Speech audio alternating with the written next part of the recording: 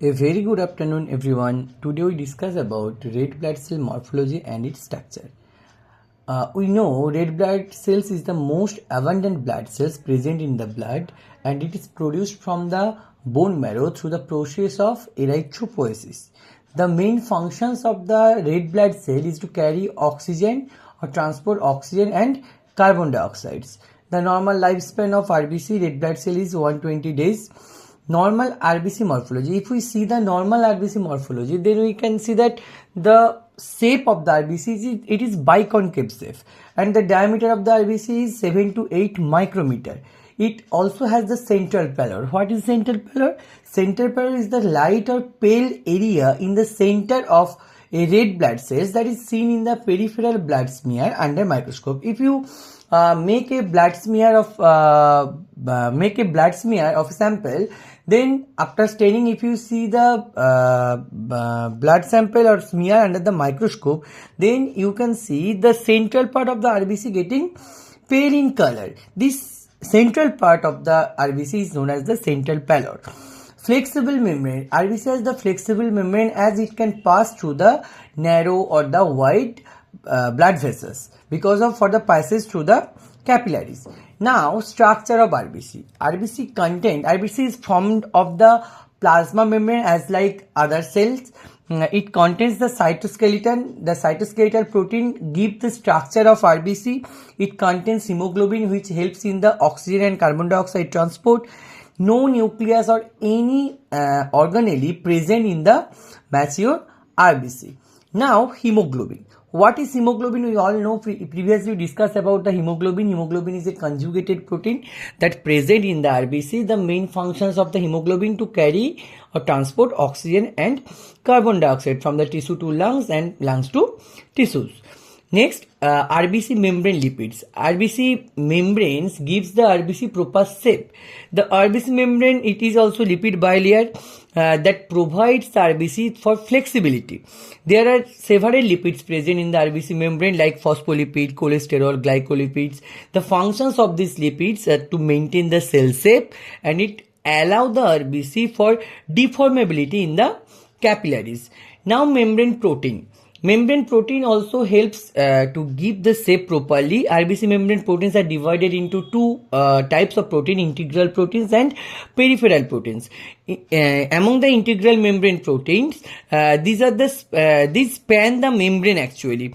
The example of these integral membrane proteins are band 3 proteins, glycophorin A. These band 3 proteins, it helps in the anion exchange of the RBC. Glycophorin A, it contains the blood group antigens. On the other hand, peripheral membrane proteins, these are located inside the membrane forming the cytoskeleton. It present inside the membrane and helps in the formations of the cytoskeleton, like spectrin, actin, ankyrin, protein 4.1, protein 4.2, etc. So now, what are the functions of these proteins, membrane proteins? It maintains the biconcave shape of the RBC, helps to maintain actually, and it also provides the RBC membrane stability. Now, RBC cytoskeleton. The cytoskeleton is the internal structure of the RBC. It is a protein network under the membrane. These proteins are spectrin, actin, ankyrin, adenosine. The functions of these proteins, functions of the cytoskeletal structure is to give the RBC elasticity and prevents the membrane rupture. This cytoskeletal structure prevents the RBC membrane rupture, and on the other hand, it gives the RBC elasticity. This is the structure of RBC cytoskeleton. It contains, you can see here, defined types of protein: protein 4.1, protein 4.2, actin, ankyrin, spectrin, glycophorin A. Okay, lipid bilayer also present. This is the membrane structure of red blood cells. Now, there are several enzymes present in the RBC like carbonic anhydrase, which helps in carbon dioxide transport. Glycolytic enzymes, which helps in ATP productions. G6PD, glucose 6-phosphate dehydrogenase, which protect against the oxidative damage. Okay, now there are several surface antigen present on the RBC membrane which helps to identify the blood group type. It helps to determine ABO blood group and RH antigens. It gives the blood group types and the positive types or negative types, and these are very important for the blood transfusions and compatibility testings.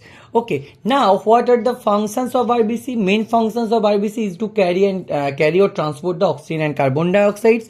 It also contribute to the blood viscosity. It maintains, because of hemoglobin present in the RBC, it maintains the acid-base balance. Okay, now there are several abnormal shape of RBC. Like here I discuss about microcytes and macrocytes. Microcytes means the shape of the RBC or size of the RBC getting smaller than the normal RBC. In which disorder this type of microcytes seen in the blood? Iron deficiency anemia, thalassemia. In this type of disorder, you can see the microcytes of RBC present in the blood. On the other hand, macrocytes, these are the larger RBC than the normal. In which disorder we can found this?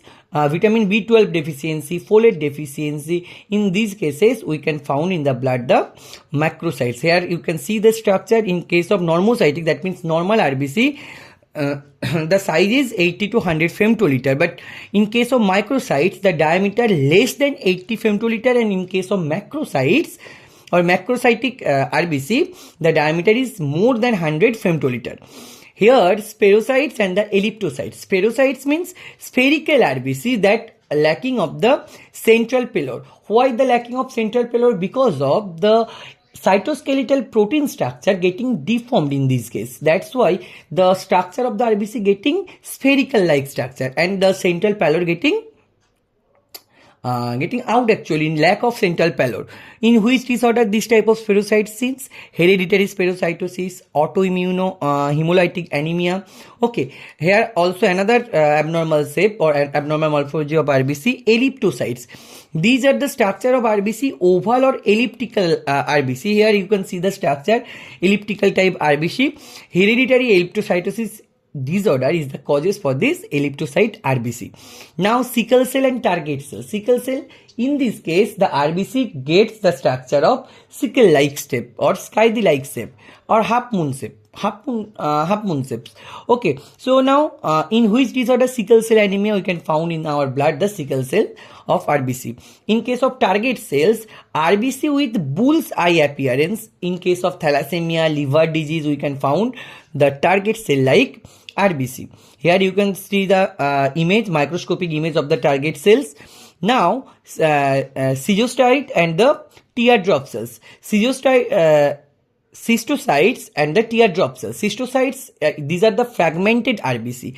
It found in the disseminated intravascular coagulations, hemolytic anemia, this type of disorder, which patients suffer from this type of disorder, they may facing the schistocytes and the teardrop cells. The RBC structure will be teardrop like structure. Here you can see the microscopic image of schistocytes and the teardrop cells.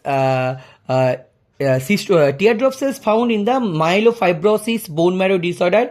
In this type of disorder we can found in our blood the teardrop like RBC. Okay, here I give one image of different type of abnormal RBC cells and their respective disorder, in which disorder we can found the abnormal RBCs. Okay, now conclusions. RBC morphology, it is very essential for diagnosing hematological disorder. Abnormal shapes helps to identify underlying disease. Peripheral blood smear examinations is very important in the laboratory diagnosis of defined type of disorder. Thank you.